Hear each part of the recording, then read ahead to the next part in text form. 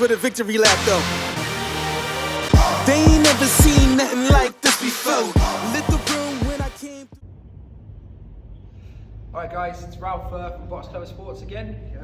Back again with another kettlebell workout. I'm using a kettlebell, but again, obviously if people's situations are different, a lot of this stuff can be substituted for anything else. If you've got dumbbells at home, you can use dumbbells. Even something like a heavy book bag for this particular exercise would work well, okay?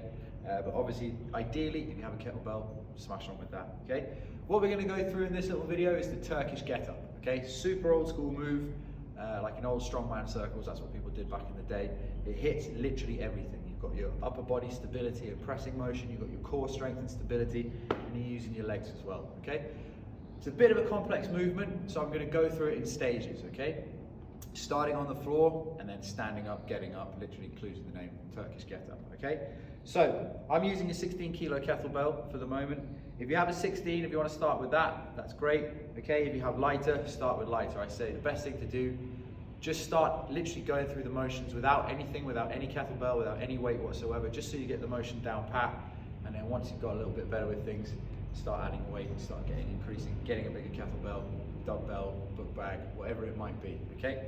But what I'm gonna do, I'm just gonna go through the stages of the Turkish get-up, okay? So, obviously I start on the floor, okay?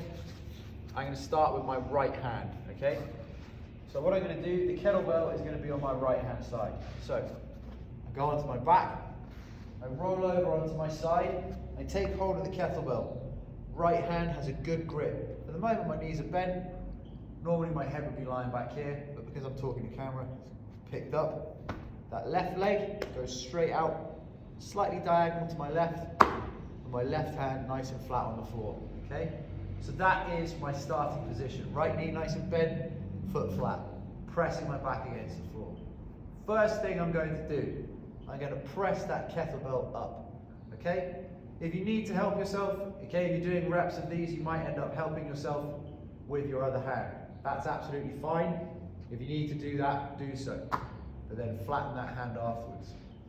What I'm going to do now is I'm going to bridge onto my left elbow. So essentially, all I'm doing is driving up onto my left elbow, making sure that the kettlebell and my shoulder stays nice and constant, nice and level.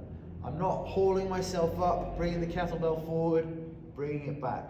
Picking a point on the ceiling and just reaching that kettlebell up, keeping my shoulders nice and locked and in position. That is my first point.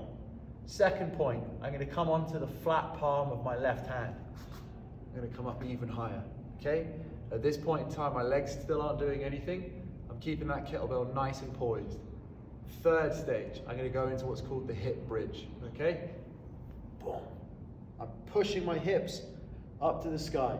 You should feel my glutes engage, okay? My core starting to engage now because I'm staying in that bridge, and my legs, my hamstrings, my quads starting to work a little bit as well. The longer you stay here as well, the harder it's going to get. But all the while, that kettlebell is staying nice and constant, pointing at the ceiling.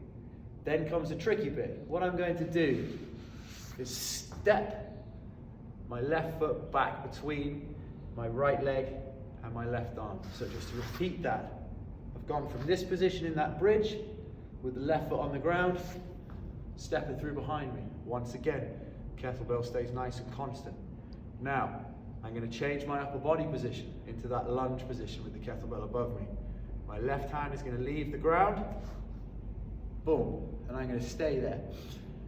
In that lunge position, kettlebell over my head, okay? All I'm going to do from here now is the final stage of the exercise. I'm going to stand up, okay? Kettlebell stays above me. Kettlebell stays nice and above me. I can keep my left hand out here, nice and solid, nice and balanced. Core is always engaged, shoulders always engaged, stable in the upper body. I step back down, I just go through it in reverse order. Palm flat to the mat. Again, not letting that kettlebell rattle me around, controlling where the weight is the whole time. Leg steps through, sit down, elbow, back, down to the ground, leave the kettlebell there, okay? That is the Turkish get-up. It's a tricky movement, guys. As you can see, it sort of hits everything, and the longer you hold it, the heavier the weight you have, the harder it's going to be. Give yourself sort of reps of 5 or 6 or even 5 or 10, depending on how strong you feel, how much of it, what kind of workout you're doing. But what I recommend is before you start adding weight, just go through the stages. Think about keeping everything nice and focused. When I first started practicing these, what we would do is we put a boxing glove or a can on top of your fist and just focus on keeping it balanced there. Balance, balance, balance. Boom. Okay? So one more time, just the full movement without me talking, just so you can see how it looks. All the way up and all the way down. Just make sure I'm in shot. Kettlebell comes up, arm goes down, leg goes flat. Ridge onto the elbow, onto the palm. Hips up, step back through. Upper body comes up. Stand up, okay? Step back. Palm goes down. Leg comes back out. Hips to the floor. Elbow, back, down. That's it. There you have it, guys. That's your Turkish get-up. Best of luck with that. Again, any kind of equipment you need. You can use a kettlebell, dumbbell, book bag, whatever it is. Enjoy it. Good luck. Happy to see you again.